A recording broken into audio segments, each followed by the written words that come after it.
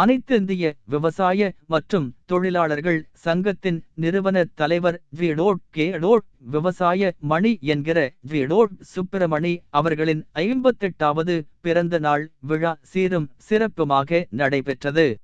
அவரது பிறந்த நாளையொட்டி பிறந்த நாள் நினைவாக மரக்கன்றுகள் நட்டு பொதுமக்களுக்கு அன்னதானம் வழங்கப்பட்டது.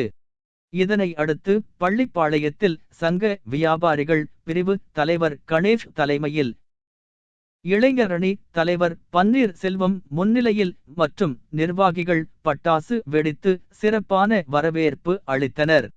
பின்னர் கொடி ஏற்றி வைத்து சங்க அலுவலகத்தில் பிறந்த நாள் கேக் வெட்டி பொதுமக்களுக்கும் சிறுவர்களுக்கும் அன்னதானம் வழங்கப்பட்டது.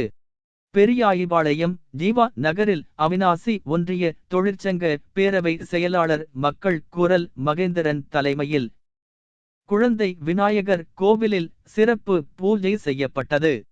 பின்னர் பெரியபாளையம் மெயின் ரோட்டில் மகளிர் அணி அமைப்பாளர் சகாய ரோசி தலைமையில் பிறந்த நாள் கேக் வெட்டியும் பொது மக்களுக்கு மதிய உணவு வழங்கப்பட்டது.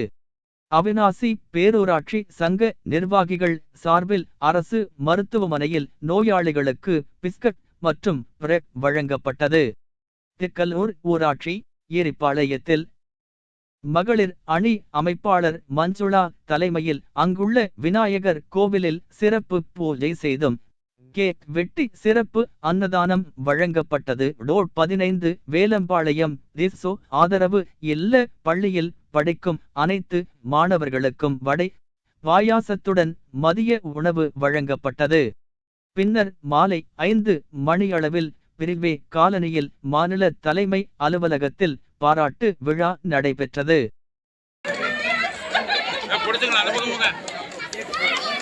ரொம்ப தூக்காதீங்க. நெக்ஸ்ட்